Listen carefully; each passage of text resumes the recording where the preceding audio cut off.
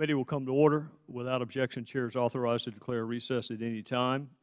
Pursuant to Committee Rule 5B and House Rule 11, the Chair may postpone further proceedings on any question of approving any measure or matter or adopting an amendment on which a recorded vote on the yeas and nays are ordered. Before we start, Mr. Cummings, I want to welcome you back, and I want to tell you you were missed on a personal and a professional level, how wonderful the other members were to work with in your absence. Your absence is impossible to fill, but they did their best to do so, including the staff. And on behalf of every member on our side, we're thrilled to have you back. Gentleman, yield for a moment. Yes, sir. I want to thank you, Mr. Chairman, for working with me during almost 4 months of what was supposed to be a 3-day procedure. In other words, I was supposed to be back in 3 days, and I'm coming back in 103 days. But I am well, and I want to thank you for your courtesy. I want to thank you, Mr. Connolly, for all that you have done. And I want to thank the committee and the many members who expressed their prayers and thoughts and concerns. And I am indeed grateful. I can tell you one thing, Mr. Chairman. When you stay in a hospital for over 45 days, you get to see the healthcare system from inside out. And I will never be the same, ever. And so I thank you again. I thank you for constantly checking on me and trying to make sure that we were working together. And congratulations, too, because I missed that. I think you got appointed right after I went in the hospital. But thank you very much. Yes, sir. Mr. Chairman, Yes, sir, Mr. Connolly. I just want to add my words to yours, Mr. Chairman, in welcoming a distinguished ranking member back. We missed you. And your staff did an incredible job. The committee staff on both sides did an incredible job trying to fill the void a little bit while we waited for your healthy return. And you also have, I think, the distinguished accomplishment of not an unkind word was said about you for 103 days. So, I mean, congratulations for that. But we really missed you, and we're so glad you're back. Welcome back, Elijah. Our first item for consideration is H.R. 3731, the Secret Service Recruitment and Retention Act of 2017. The clerk will designate the bill. H.R. 3731, to provide overtime pay for employees of the United States Secret Service and for other purposes. I ask unanimous consent the bill be considered as read and open for amendment at any point. Without objection so ordered, I now recognize the gentleman from the great state of Texas, Mr. Hurd, for 5 minutes for a statement on the bill. Thank you, Mr. Chairman. It's with pleasure that I get to talk about Mr. John Katko's bill, because for over 150 years, hardworking individuals of the U.S. Secret Service have been asked to put their lives on the line to protect key government officials, including the President, and to secure events of great national significance. They managed to do all this despite the Secret Service suffering from historic levels of attrition and challenges related to recruiting new talent. In a December 2015 bipartisan report, our committee found that the Secret Service was experiencing a staffing crisis that threatens to jeopardize its critical mission. Due to low staffing levels, Secret Service employees have been forced to work excessive amounts of overtime. No matter the number of hours worked, Secret Service agents are subject to a statutory cap on their biweekly pay. As a result, agents are not paid for overtime hours if doing so would result in compensation above the cap during any pay period. These max outs, as they're known, contribute to the agency's low morale and, unsurprisingly, cause the rate of attrition to spike. Congress addressed this issue in 2016 by lifting the cap for agents on protective details during the presidential campaign. Unfortunately, the Secret Service continues to struggle with hiring and retention, exposing nearly 1,300 to the risk of exceeding the cap in 2017. This legislation extends a cap waiver for Secret Service employees who work on protective missions until the end of 2018, allowing employees to receive compensation up to the basic pay currently given to members of the Executive Schedule Level 2. Every Secret Service employee who has exceeded the cap or who is at risk of doing so because of excessive overtime will receive additional compensation under this bill. However, the Secret Service cannot continue to rely on excessive overtime to fix its staffing problem. This bill requires the Secret Service to submit a comprehensive strategy on overhauling the hiring process and improving retention, while also providing information on total costs and disbursement of overtime paid under this bill.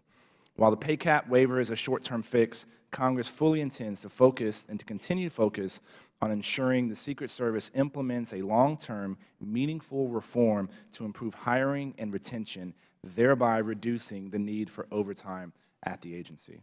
All of this information will be useful as Congress works towards a long-term fix to address problems plaguing the Secret Service. I urge all of my colleagues to support this bill, and I'd like to thank the gentleman from New York, Mr. Katko, and of course my friend, the ranking member, Mr. Cummings, for proposing this piece of legislation. I yield back, Mr. Chairman. Gentleman from Texas yields back. Before I recognize the gentleman from Maryland, even while you were out recuperating and rehabbing, and I would call at the worst possible time in the middle of one of those two, you made it clear that this was important to you, even while you were out, and you wanted it dealt with upon your return. And with that, so thank you for being willing to work on it, even while you were recuperating. Gentleman's recognized. Thank you very much, Mr. Chairman, and I want to thank you for keeping your word. You made it clear that we would have a bill to address the Secret Service pay situation when this for the first markup, and that's exactly what's happening today. And one of the reasons why I was so concerned about it, Mr. Chairman, is having been an employer. I've seen so many situations where people really depend on their paycheck. I mean, a lot of times people don't realize that if somebody doesn't get paid, that means that the babysitter can't be paid. They can't get the groceries. They can't pay the mortgage.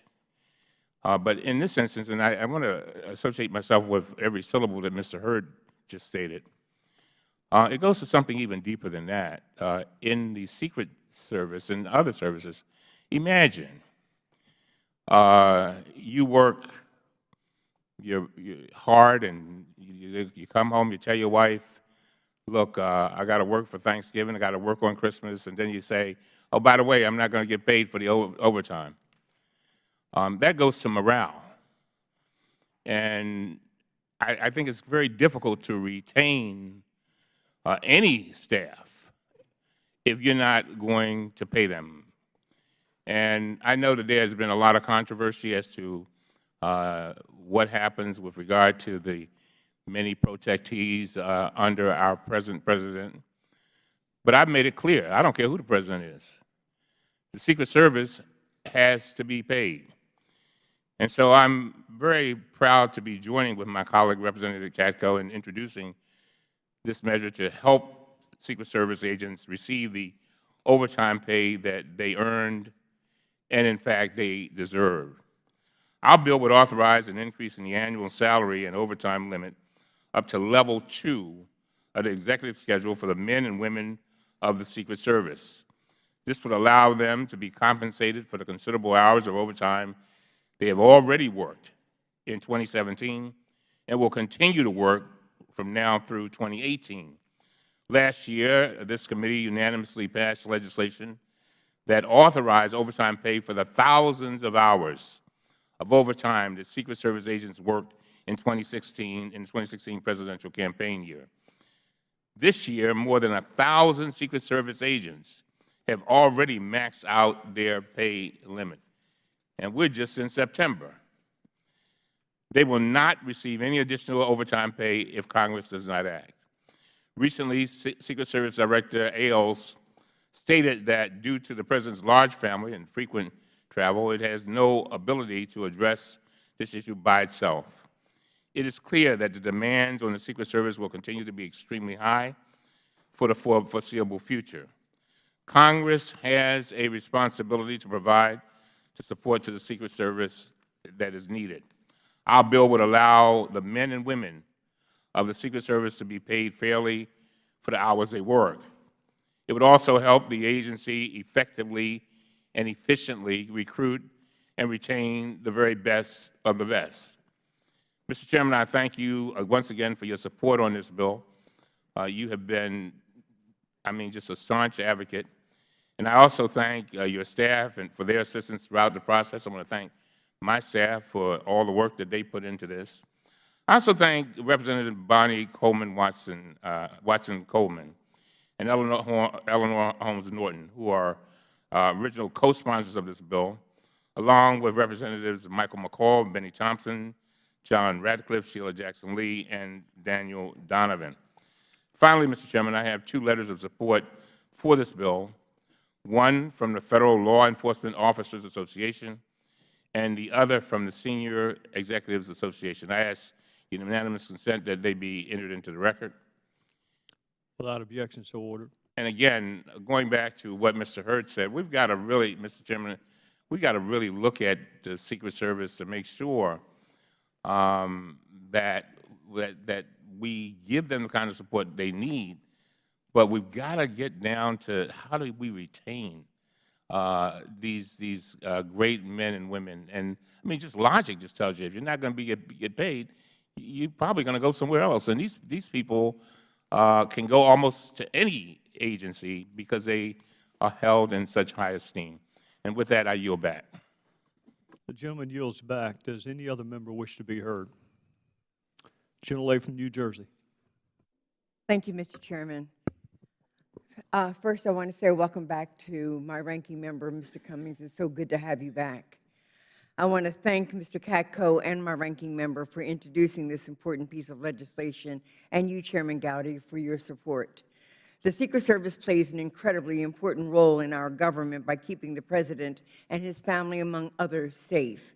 Unfortunately, in recent years, the Secret Service has been plagued by recruitment and retention problems fueled by morale challenges.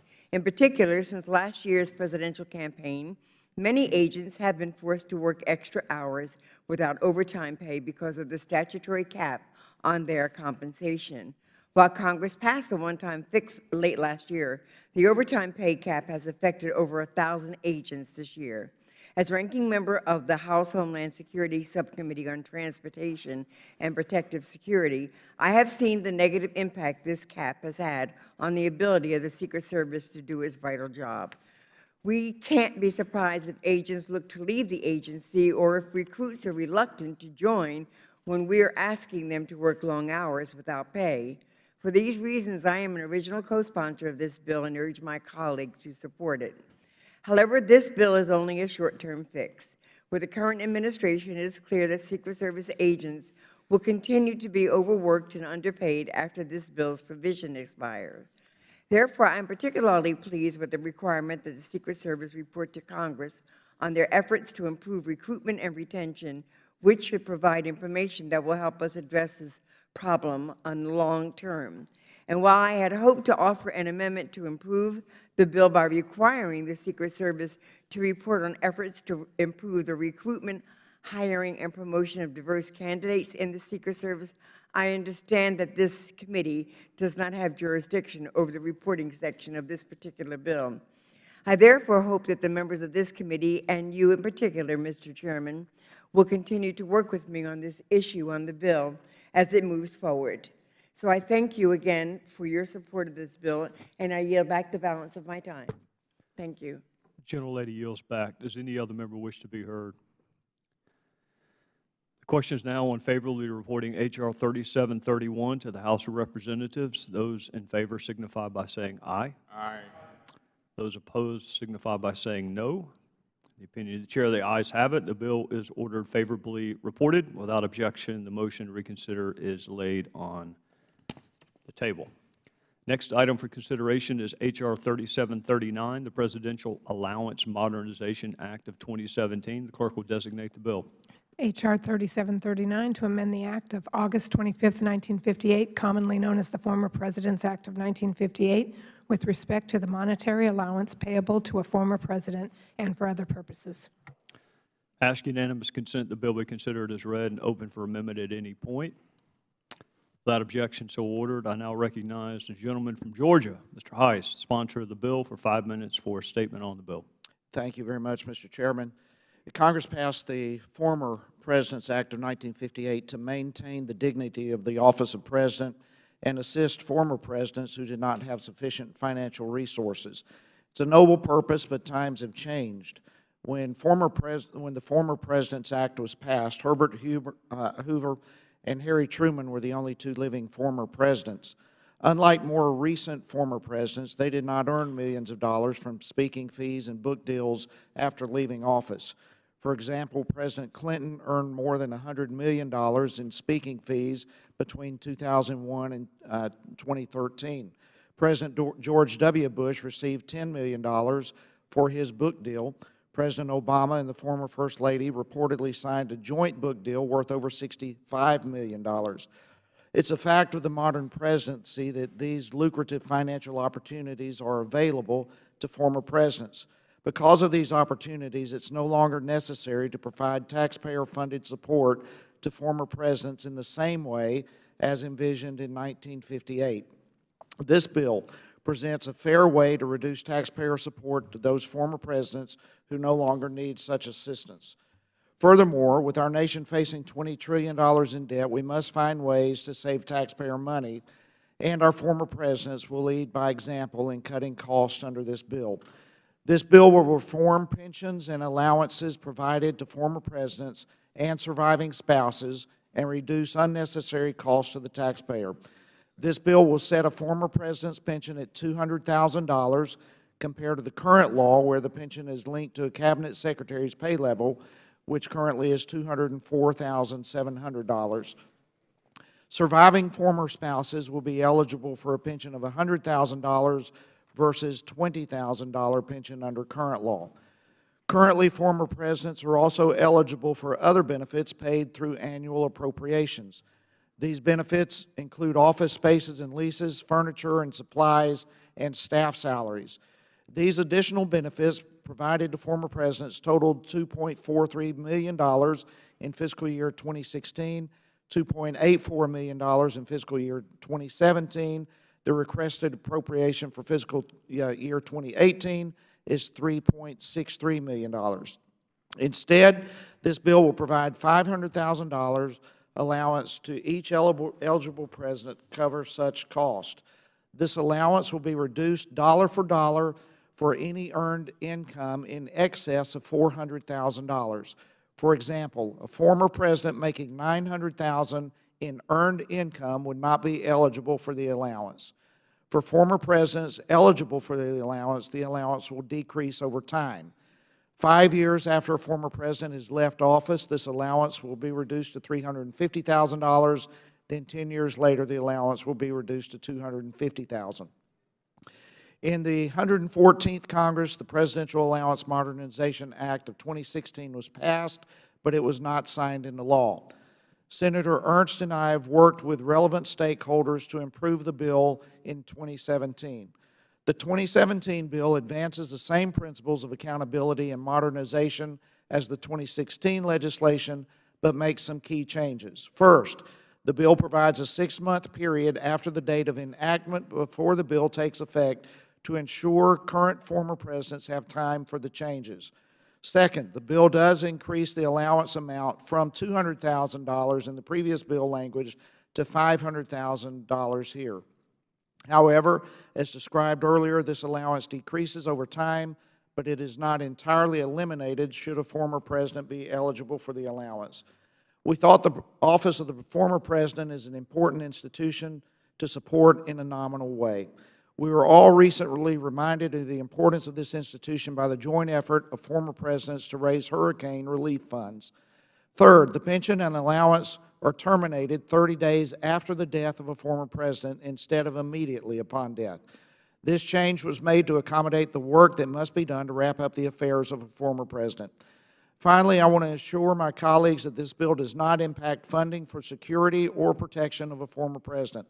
I want to thank Senator Ernst for her work on this bill in previous years and this particular bill in 2017. It's been a pleasure to work with her and her staff. I also want to acknowledge members like Mr. Cummings and Mr. Grothman and former Chairman Chaffetz, whose work on this bill last year positioned us to be successful this year. I also want to express my gratitude to the professional staff on this committee who have put so many hours of work on this bill, and I urge my colleagues to support it. Gentleman from Georgia yields back. The chair will now recognize the gentleman from Maryland, Mr. Cummings. First of all, let me thank you, Mr. Heiss, for all the work you put into this. And I think the changes that have been made perfects the bill. This legislation would amend the former President's Act of 1958 to cap a former president's annual pension at $200,000 indexed to inflation. The bill also would provide an additional annual allowance for expenses that would start at $500,000 per year and decrease to $250,000. Under this bill, the annual allowance would be reduced dollar for dollar in instances in which a former president's adjusted gross income in a taxable year exceeds $400,000. This legislation would not affect any funding for the security and protection of former presidents and their spouses. The legislation would update the pension amount for surviving spouses of former presidents, which has been unchanged since 1958, by increasing it from $20,000 to $100,000. Last Congress, President Obama vetoed a previous version of this legislation because it would have had unintended consequences. For example, due to technical drafting errors, it would have resulted in the immediate termination of the salary and benefits of certain staff of the former presidents. It also would have resulted in termination of leases for office space and removal of furniture and equipment. That was clearly not an acceptable situation, and I'm glad that we've been able to resolve most of these problems in the legislation before us today. However, an additional technical change may be needed to this bill to ensure that individuals who perform public duties are properly compensated. I believe this bill makes fiscal sense. I look forward to working with Representative Heiss to further perfect it. And again, I urge the support of this bill. It's a good piece of legislation. Gentleman from Maryland yields back. Does any other member wish to be heard? Gentlelady from the District of Columbia. Thank you very much, Mr. Chairman. I appreciate your putting this bill back on the calendar. I appreciate our ranking member for his remarks. This is a bill that we passed the last time. It's really an update. It's an out-of-date matter, this former President's Act, to reflect the mercifully changed status of the District of Columbia. Used to be a part of the federal government. Can you imagine that? We're paying taxes then, too. And therefore, as long as this outdated bill is on the books, it reflects the law. In 1958, at the time of this bill, there were no elected officials in the District of Columbia, and so all the district's funds, its local funds, were deposited in the Treasury.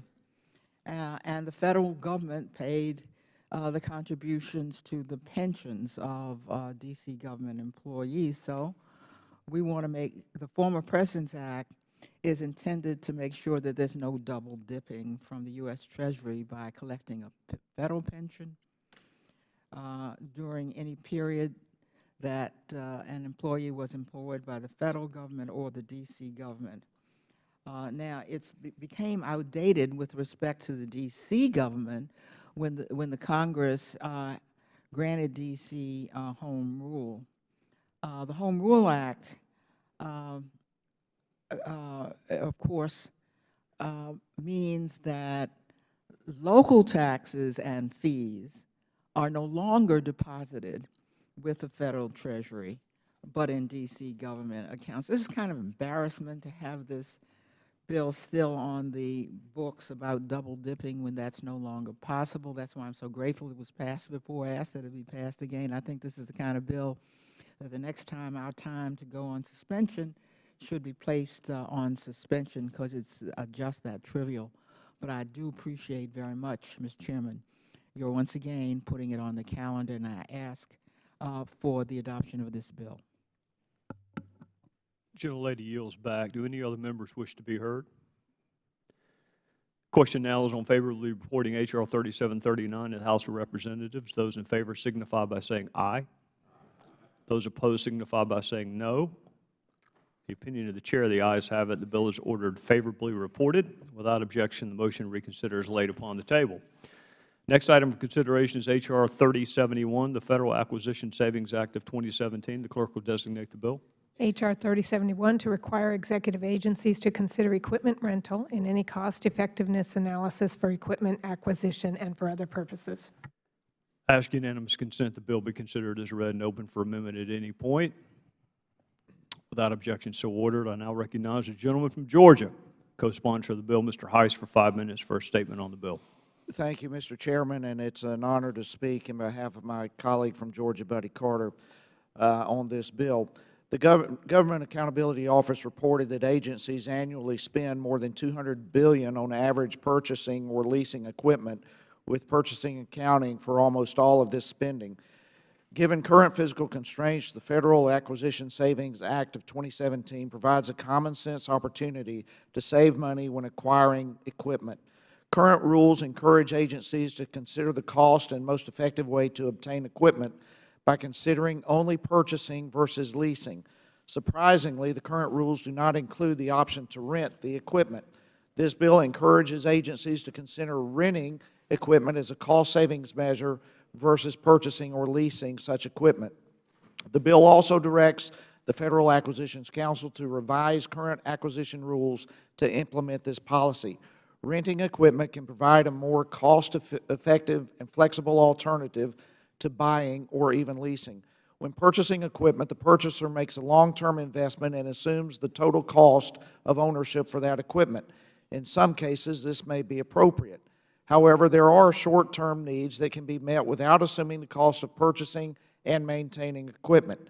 In these cases, leasing is sometimes considered, but depending on an agency's needs, leasing may not be the best low-cost option relative to renting. Typically, there are defined leasing periods, and leases are specific to a piece of equipment. In addition, capital could be tied up in lease financing, and the cost of maintenance, insurance, and storage are the responsibility of the lessee, not the lessor. Alternatively, equipment rental for a temporary period with no fixed duration may fit the need and provide a more cost-effective, flexible option. Renting is a particular cost-effective option where there are low equipment utilization rates. One of the key cost savings benefits of renting equipment is that rental agreements typically cover the cost of ownership, including storage, maintenance, insurance, transport, and licensing. This bill seeks to encourage agencies to consider equipment renting option where appropriate. State and local governments have used the equipment rental option with great success, but the federal government has not widely adopted this low-cost option. For example, the Texas Department of Transportation has reported savings of $10.6 million due to the rental program. They reported renting more than 1,200 pieces of equipment at a cost of $18.9 million and purchasing 931 assets costing more than $40 million. The Mississippi Department of Transportation commissioned a study on their equipment management processes and systems and found that renting equipment, such as bulldozers and motor graders, to supplement their fleet was the most cost-effective option. In fact, the study found Mississippi could realize over $13,000 in annual cost savings and $180,000 in life cycle cost savings per bulldozer unit. This bill presents a golden opportunity to realize cost savings obtaining equipment by directing agencies to consider the rental option.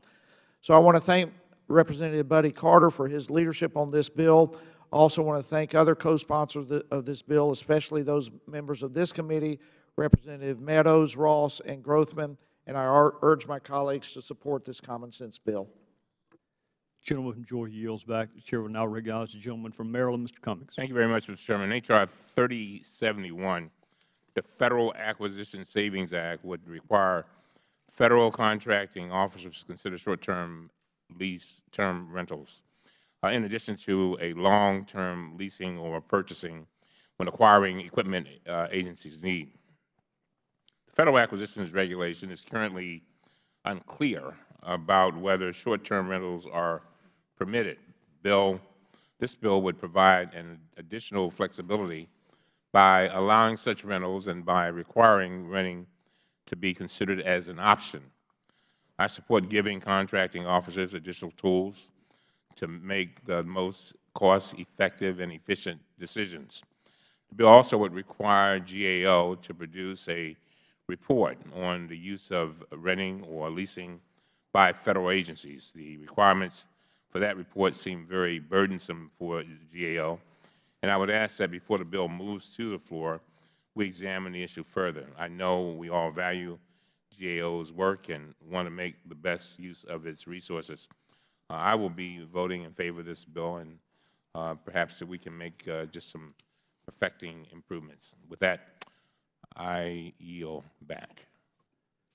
The gentleman from Maryland yields back, and as I'm about to ask if any other members want to be heard, I see that Mr. Connolly would be one of those. The gentleman from Virginia.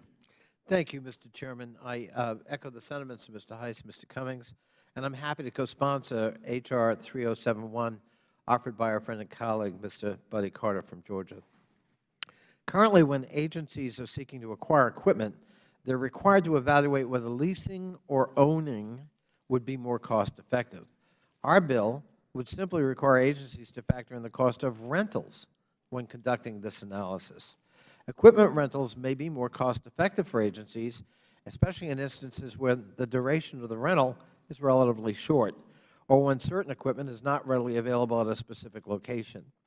One example where rentals may not only be more cost-effective but necessary is in the preparation for and aftermath of a natural disaster, such as FEMA and other federal agencies' responses to Hurricanes Harvey and Irma. To prepare to respond to the hurricanes, FEMA needed to position equipment at certain locations so they could be quickly deployed at the right moment. It may not make sense for FEMA to own or lease long-term equipment such as forklifts, excavators, or dump trucks that are intermittently used for a short yet critical period of time. During this time, renting may not only be more cost-effective, but would actually help FEMA increase its capacity to respond. So I think this is a good government bill. I'm pleased to co-sponsor it, and I urge its adoption. I yield back. Gentleman from Virginia yields back. Do any other members wish to be heard? The question is now on favorably reporting H.R. 3071 in the House of Representatives. Those in favor signify by saying aye. Those opposed by saying no. The opinion of the Chair, the ayes have it. The bill is ordered favorably reported. Without objection, the motion to reconsider is laid on the table. Next item for consideration is H.R. 1701, the Eliminating Government-Funded Oil Painting Act. The clerk will designate the bill. H.R. 1701 to prohibit the use of federal funds for the costs of painting portraits of officers and employees of the federal government. I ask unanimous consent the bill be considered as read and open for amendment at any point. Without objection, so ordered. It is my understanding our friend from Pennsylvania and the sponsor of the bill, Mr. Cartwright, will offer an amendment in the nature of a substitute to the bill. The gentleman is recognized to call up his amendment. Thank you, Chairman Gowdy. We have an amendment to cure and make technical corrections to the bill's codification. The clerk will designate the amendment. Amendment in the nature of a substitute to H.R. 1701 offered by Mr. Cartwright of Pennsylvania. Without objection, the amendment is considered as read. The gentleman from Pennsylvania is recognized for 5 minutes for a statement on the bill and his amendment. Thank you, Mr. Chairman. Chairman Gowdy, Ranking Member Cummings, welcome back. I want to thank you for holding this markup and including H.R. 1701, the Eliminating Government-Funded Oil Painting Act, or the EGO, the EGO Act. This bill is a bipartisan measure that would prohibit federal funds from being used to pay for portraits of officers and employees of federal government, including the President, the Vice President, members of Congress, and the heads of federal agencies. The amendment in the nature of a substitute simply makes technical corrections to the bill's codification. Congress owes a duty to taxpayers to spend federal funds in a way that is both effective and efficient, while the costs associated with portraits obviously represent only a tiny portion of the federal budget. Every single dollar the government spends on these vanity projects is a dollar not spent forwarding the welfare of ordinary Americans. This bill is emblematic of a greater goal. Obviously, Congress needs to prioritize saving taxpayer dollars. The official portraits for the President, the First Lady, and certain members of Congress, like committee chairs, Mr. Chairman, currently are paid for by private funds. By prohibiting federal spending on official portraits, this bill would prompt Congress and federal agencies to embrace this same fiscally responsible approach of relying on private donations. Importantly, the bill would send a message to the American taxpayer that we will only spend their money on matters of national interest. I want to close by thanking our Senate sponsors of the EGO Act, Senators Ron Johnson, Bill Cassidy, and Claire McCaskill. Thank you, Mr. Chairman, for yielding, and I do urge the committee to support this bill and its important message. Gentleman from Pennsylvania yields back. The chair will now recognize the gentleman from Oklahoma, Mr. Russell, for a statement on the bill and the amendment. Thank you, Mr. Chairman, and I'd like to thank my friend from Pennsylvania for his work in this effort.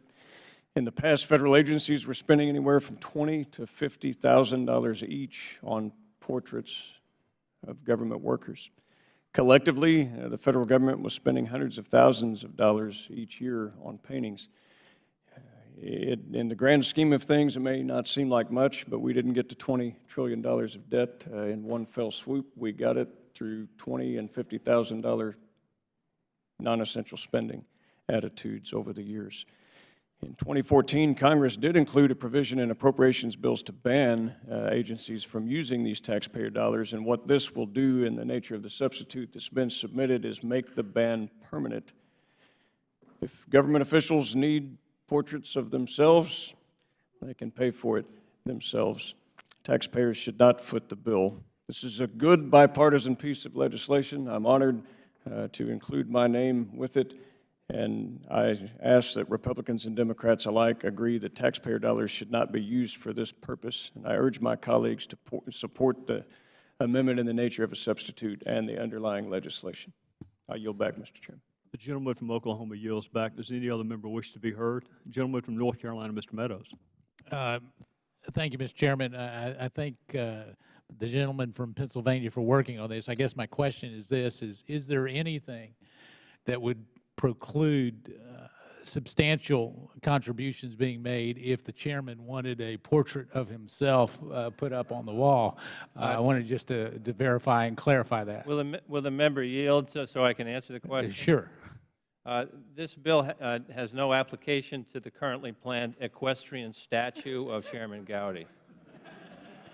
I can give both Well, of with you that, then I feedback. fully support the gentleman's legislation. I'll yield back. I can give both of you a long list of things to worry about. Me having a portrait or statue would not be among those things. So rest assured that won't happen. Does anybody else wish to be heard? Gentleman from Maryland, Mr. Cummings. Thank you very much, Mr. Chairman. Mr. Chairman, I want to associate myself with the words of Mr. Cartwright and Mr. Russell.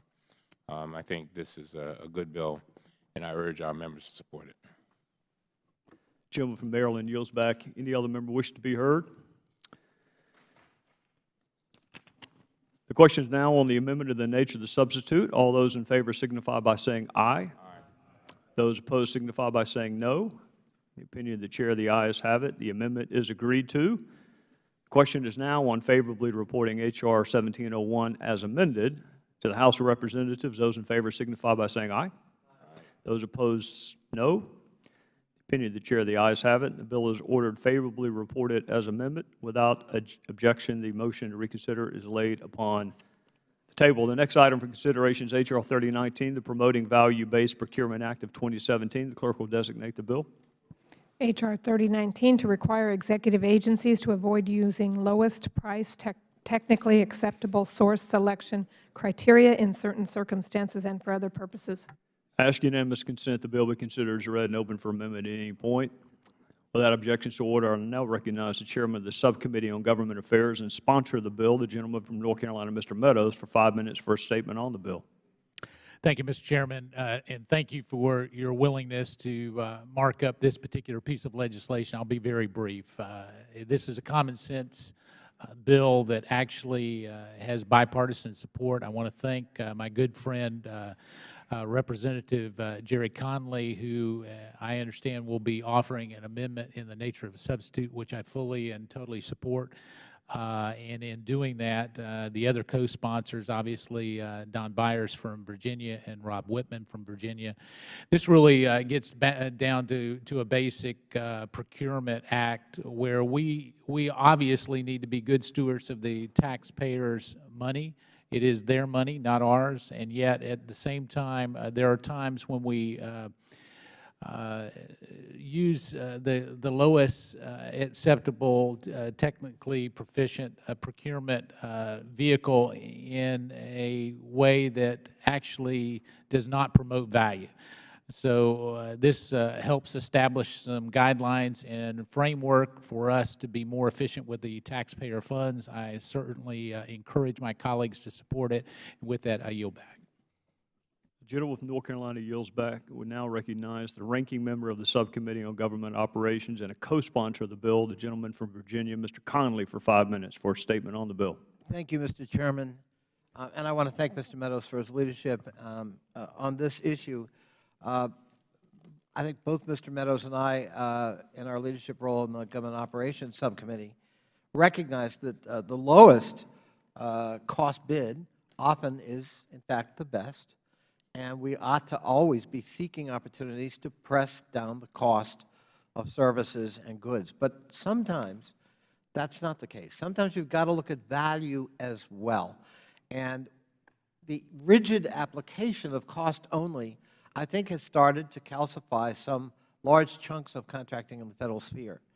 I think I share with you, Mr. Chairman, a story told by one of my former bosses, John Glenn, when he was often asked, what did you feel when you were in that capsule about to be taken into orbit as the first man to circumnavigate the Earth?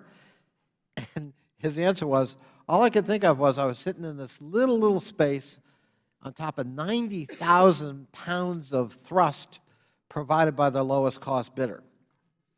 And it kind of makes the point. So the bill that Mr. Meadows and I are offering on behalf of ourselves and Mr. Byer of Virginia, Mr. Whitman of Virginia, would try to redress that. And as Mr. Meadows indicated at the appropriate time, Mr. Chairman, I do have an amendment that would somewhat clarify and circumscribe this to try to allay some concerns that have been brought to our attention, especially by some federal employee groups. The gentleman from Virginia yields back. Does any other member wish to be heard? For what purpose does the gentleman, the gentleman from Maryland, Mr. Cummings? Thank you very much for yielding, Mr. Chairman. I'll be very brief. I want to thank Chairman Meadows and Ranking Member Conley for their thoughtful remarks and their hard work on this bill. Mr. Chairman, I have serious concerns about this bill as introduced. However, I understand that Mr. Conley will be offering a substitute amendment, so I will withhold my remarks until that time. I yield back. Gentleman yields back. For what purpose does the gentleman from Virginia seek recognition? I have an amendment at the desk. Clerk will designate the amendment. Amendment in the nature of a substitute to H.R. 3019, offered by Mr. Connolly of Virginia. Without objection, the amendment is considered as read. The gentleman is recognized for 5 minutes to explain the amendment. I thank the Chair. As noted earlier, I am in favor of factoring quality and value into procurements. However, there have been concerns, as the ranking member just indicated, that the bill may unintentionally discourage the use of lowest price source selection methods, even when it may be the best option for the federal government. That's not our intention. I'd like to thank the ranking member and his staff and the sponsor of the bill, Mr. Meadows, for working with us on an amendment to try to address and allay those concerns while still maintaining the intent of the original bill. The bill as introduced would place certain requirements on contracting officers anytime they choose to deploy LBTA source selection methods. This substitute amendment would limit that requirement, that agencies document and justify the use of LPTA source selection methods to procurements that are predominantly for the acquisition of knowledge-based services and training, logistics services, and personnel protective equipment. That will narrow the focus of the bill to the types of procurements that lend themselves to a best value approach while leaving the rest of it untouched. This welcome compromise, I hope it's welcome, is trying to get the best value in a procurement while also ensuring that LPTA is not discouraged when appropriate. When an agency seeks the assistance of a company to help it analyze and address cybersecurity needs, for example, it may not know the full extent of services that will eventually be needed. In such instances, quality and innovation must be considered in the evaluation of a contract proposal rather than the price only.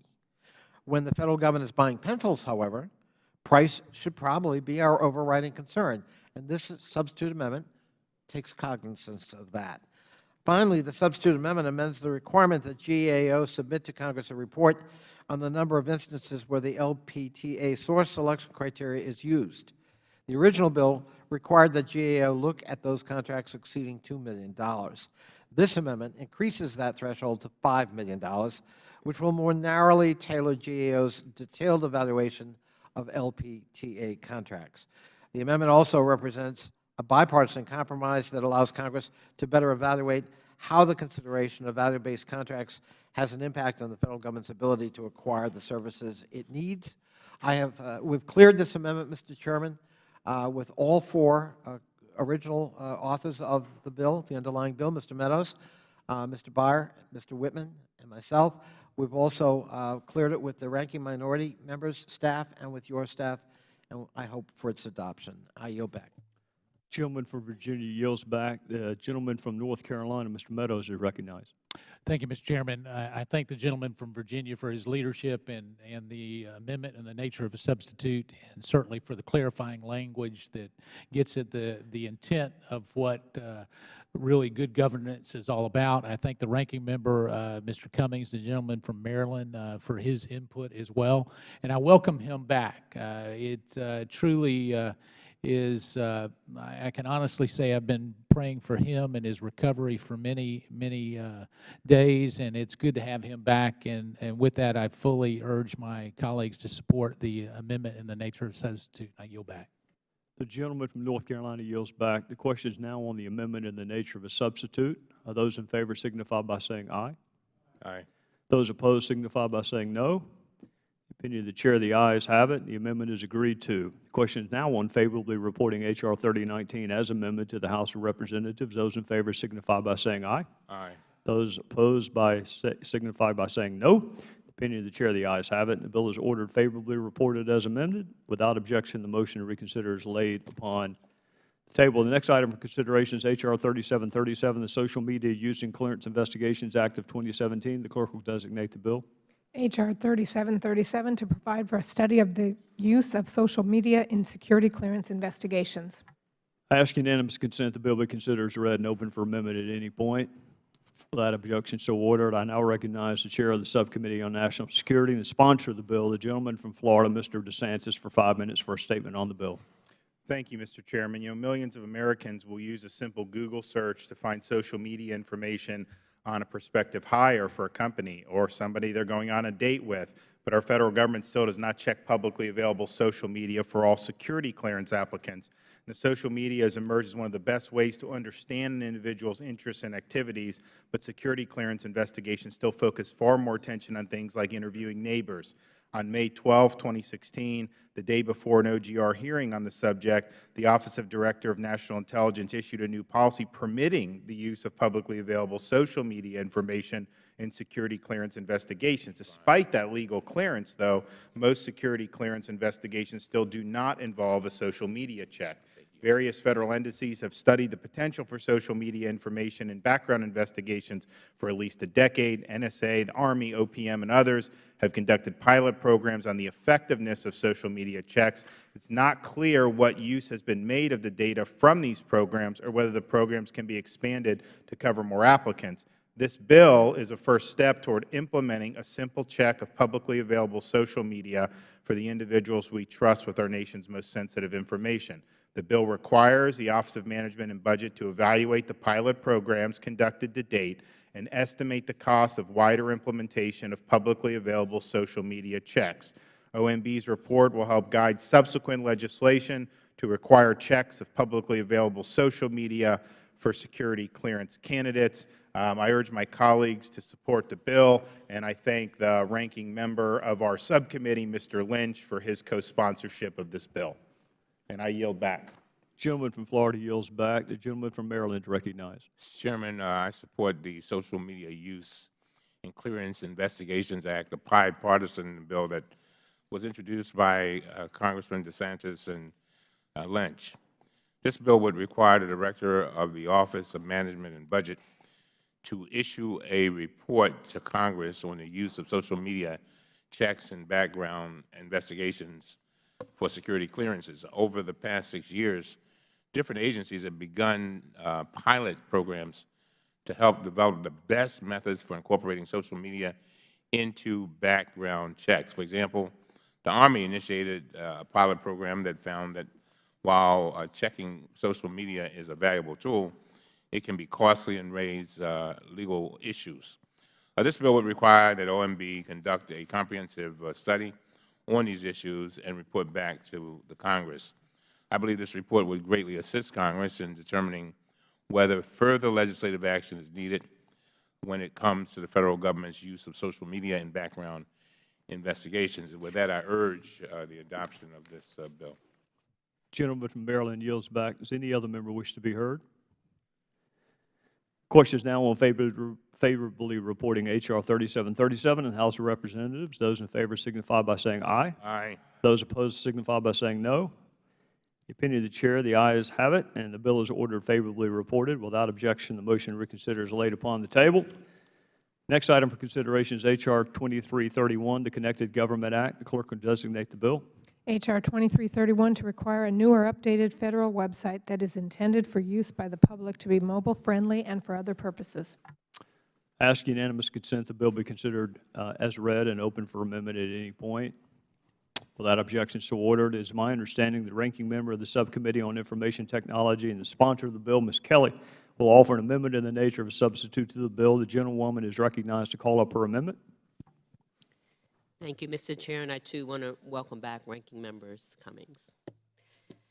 I also want to thank my wonderful friend, Mr. Meadows, Chairman of the Government Operations Subcommittee, for co-sponsoring this bill, the Connected Government Act. My bill takes a simple but important step to make sure that all Americans can stay in touch with their government. My bill simply requires that any new or updated federal website must be mobile-friendly, something that's nearly universal in the 2017 business environment. For millions of Americans without access to reliable broadband or without a desktop computer, smartphones have become their doorway to the Internet. A recent Pew report found that if you are a younger American, lower-income American, rural American, or a minority, you are more likely to rely on smartphones. But according to a report by the Information Technology and Innovation Foundation, more than 40% of government websites are incompatible with smartphones, including FOSFA and the entry point to bid on government contracts. It is 2017. We just celebrated the 10-year anniversary of the iPhone. It is simply unacceptable that any federal website cannot be viewed or easily navigated on a smartphone. Americans deserve a modern government that is accessible and responsible to their needs. Recently, Hurricanes Harvey and Irma showed that smartphones were vital lifelines to rescue. In areas without power, people are still depending on their smartphones to remain connected.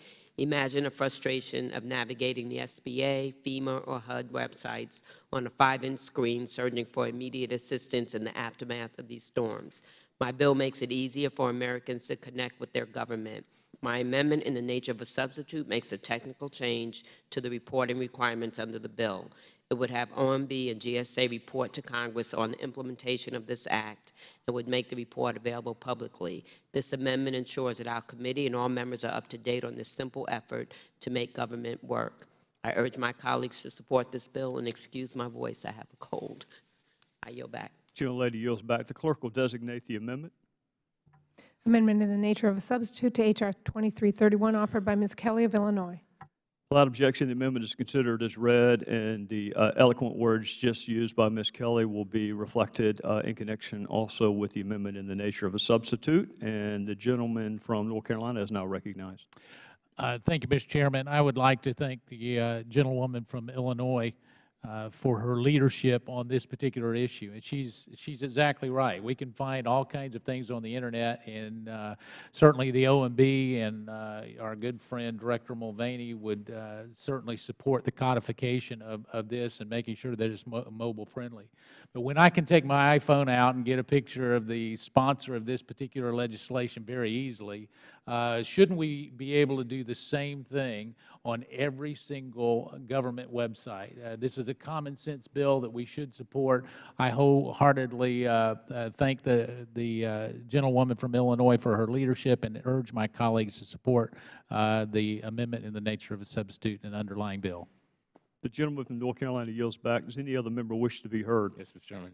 Gentleman from Maryland. First of all, Mr. Chairman, let me say that I want to express my appreciation for all that we're doing today in a bipartisan way. Mr. Meadows told me a while back that he's going to do everything in his power to show America that we can agree on things and get things done. And I think we have seen a series of bills today, and this one included, where it is true bipartisanship. We may disagree on a lot, but the things that we can agree on, I think it's very important that the American people see us and feel us doing their business. And so I want to thank you, Mr. Chairman, for what you've done. I remember one of the things that you said is that you wanted agreement on the Secret Service bill, for example. Well, we weren't going to bring it up. We're going to get agreement, and I thank you. But that being said, for many people, their cell phones are their connection to the world. According to the Pew Research Center, 95% of Americans own a cell phone of some kind, with an increasing number of people relying on smartphones. This is especially true for younger, rural, or lower-income Americans who use their smartphones to browse the internet. This bill would acknowledge that reality and seek to ensure that all federal agency websites are mobile-friendly. Making federal websites mobile-friendly would make the government more transparent and accessible to a larger proportion of the American public. The Connected Government Act, introduced by my colleague, Representative Kelly, is a simple step towards making government work for everyone. I urge my colleagues to support this bill, and I want to thank you. And to Mr. Meadows, I want to thank you for your prayers. As my mother, who's 91 years old, and a Pentecostal minister would say, said, boy, the Lord's been working overtime for you. And so thank you very much, and with that, I yield back. Gentleman from Maryland yields back. Does any other member wish to be heard? Question is now on the amendment of the nature of the substitute. All those in favor signify by saying aye. Aye. Those opposed signify by saying no. Opinion of the chair, the ayes have it. The amendment is agreed to. The question is now on favorably to reporting H.R. 2331 as amended to the House of Representatives. Those in favor signify by saying aye. Those opposed signify by saying no. The opinion of the chair, the ayes have it. The bill is ordered favorably reported as amended. Without objection, the motion to reconsider is laid upon the table. The committee will now consider postal naming bills. And again, I want to thank Mr. Cummings and his folks for working with Mr. Meadows and everyone on our staff for being able to get us to a point where we can consider postal bills. Again, H.R. 294, H.R.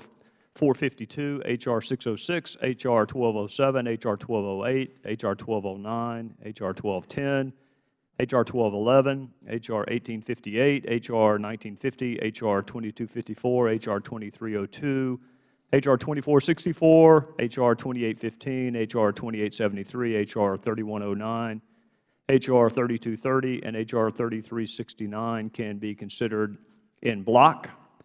I ask unanimous consent these bills be ordered favorably reported to the House of Representatives. Without objection, so ordered. Before we conclude, I want to thank all the members for coming today. I am keenly aware of the conflicts that exist in a member of Congress's schedule, and there are lots of things competing for your time, all of which are very important. Every one of you serves on more than one committee, and I realize time is precious. And for those of you who came, and for those who frankly wanted very much to come but had something else competing, I just want to tell you on a personal level how grateful I am to you. I ask unanimous consent staff be allowed to make necessary technical and conforming changes to the bills ordered reported today, subject to the approval of the minority. Without objection, so ordered. If there's no further business, without objection, the committee stands adjourned.